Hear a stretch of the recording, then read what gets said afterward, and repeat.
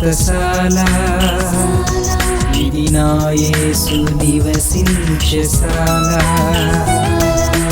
2వ రాజుల గ్రంథం 6వ అధ్యాయం 17వ వచనం.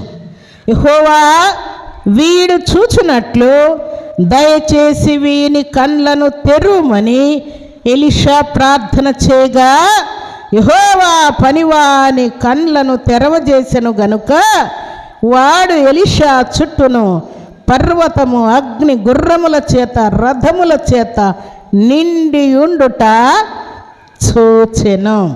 అంతకుముందు చూచాడా చెప్పండి? అంతకుముందు చూడక గుండెలు బాదుకుంటూ ఉన్నాడు. ఇక్కడ ఒక సందర్భం మనం జ్ఞాపకం చేసుకోవాలి. ఈ శిష్యునికి సిరియా దేశస్తుల సైన్యం కనబడతా ఉన్నది. దేవుడు చూపించినటువంటి దర్శన భాగ్యం కనబడడం లేదు. దేవుని సన్నిధిలో చేరిన మనకు కూడా ఎన్నో ప్రాబ్లమ్స్ ఉంటాయి, రోగాలు ఉంటాయి, కరువులు ఉంటాయి, కష్టాలు ఉంటాయి, నిందలు ఉంటాయి, అవమానాలు ఉంటాయి, దరిద్రత ఉంటాయి, అప్పులు ఉంటాయి, కేసులు ఉంటాయి, ఎన్నో ప్రాబ్లమ్స్ మనల్ని చుట్టుమట్టి ఉంటాయి. కానీ వీటన్నిటికీ దేవుడు ఒక పరిష్కారము పెట్టి ఉంటాడు. ఆ పరిష్కారం దేవుడు మనకు చూపిస్తాడు. ఆ పరిష్కారాన్ని మన ముందు ఉంచుతాడు, విశ్వాసము ద్వారా చూపిస్తాడు. అయితే దేవుని సన్నిధిలో చేరినటువంటి దేవుని బిడ్డలమైన మనం వీటినే చూస్తూ ఉంటాం. మనం అక్కడ శిష్యుడు కదా సిరియా దేశస్తుల సైన్యాన్ని చూచినట్లుగా మనం కూడా ఈ సమస్యలనే చూస్తూ ఉంటాం, మన రోగంలోనే చూస్తుంటాం, మన ప్రాబ్లంనే చూస్తూ ఉంటాం తప్ప దేవుడు మన కోసం సిద్ధపరిచినటువంటి దానిని మనం చూడకుండా ఉంటాం.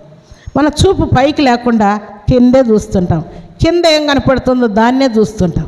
అందుకని మనకు భయము, ఆందోళన కలము, ఏమో జరగబోతుంది అన్నట్టుగా టెన్షన్ పడుతూ ఉంటాం. అయితే ఎప్పుడైతే ఎలీషా ప్రవక్త గేహాజీతో ఈ మాట అన్నాడో, దేవా వీని కళ్ళు తెరవయ్యా, వీని కళ్ళు మూతపడిపోయాయి, నీ దర్శన భాగ్యం వాడు చూడలేకపోతున్నాడు, ఒకసారి వాని కళ్ళు తెరువు అని ప్రార్థన చేశాడు. వెంటనే కళ్ళు తెరవబడ్డాయా లేదా? వెంటనే కళ్ళు తెరవబడి ఎలీషా ప్రవక్త చుట్టూ గుర్రములు అగ్ని రథములు చుట్టుకొని ఉన్నట్టుగా కన్నులారా చూస్తాడు. దేవుని సన్నిధిలో చేరినటువంటి దేవుని బిడ్డలమైన మనం భక్తులను అనుసరిస్తూ ఉన్నప్పుడు, భక్తి మార్గంలో పోతున్నప్పుడు పైపైన మనం ఉండకూడదు ప్రియులారా. లోతైనటువంటి అనుభవంలోనికి మనం వెళ్ళాలి. అప్పుడు మన సమస్యలన్నీ కూడా చాలా సులభంగా మనకు కనబడతాయి. అది భర్తదైనా, భార్యదైనా, కుమారునిదైనా, కుమార్తెదైనా, లేక తల్లిదండ్రులు, అత్తమామలైనా, బంధువులు, రక్తసంబంధికులు ఎవరైనా సరే ఆ ప్రాబ్లం చాలా స్వల్పమైనదిగా కనబడుతూ ఉంటుంది. దేవుని వైపు కాకుండా మనం లోకం వైపు చూస్తే అవి పెద్ద కొండలాగా మనకు కనబడుతూ ఉంటాయి. కొంతమంది నోరు తెరవగానే అవిశ్వాసపు మాటలు, అపనమ్మకమైన మాటలు, దేవుడు కార్యం చేస్తాడన్న ధైర్యం వారిలో రాదు. పదే పదే ఏం జరగబోతుందో అనే టెన్షన్. ఇక్కడ ఒక సందర్భాన్ని మీకు జ్ఞాపకం చేస్తాను. మన నోటి నుండి శుభవచనము, మంచి మాటలు, శ్రేష్టమైన మాటలు, విశ్వాసపూరితమైన మాటలు, మేలైన మాటలు మనం పలుకుతూ ఉండాలని అనేక మార్లు మీకు చెప్తూ ఉంటాను నేను.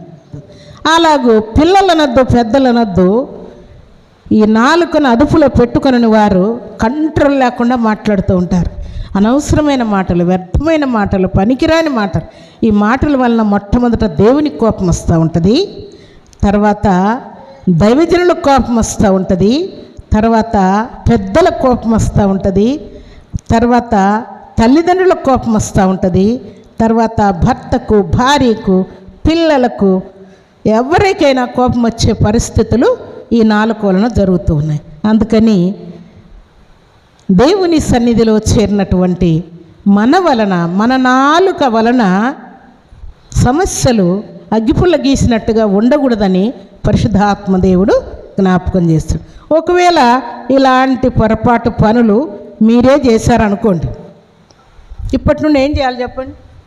ఒకవేళ మీరు మనుషులు మభ్యపెట్టేవారుగా ఉండి ఏదైనా అనవసరమైన మాటలు, సమస్యలు సృష్టించే మాటలు, గొడవలు చేసే మాటలు మాట్లాడి ఇప్పుడు మౌనమయ్యారనుకోండి, దేవుడు దాన్ని వదిలిపెడతాడా? దైవజనులు దాటిపోయిన తర్వాత, ప్రవక్తలు దాటిపోయిన తర్వాత ఏం చేశారు వారు? భక్తులను అనుసరించారా లేదా? అనుసరించారు కదా. ఆ ప్రకారమే మనం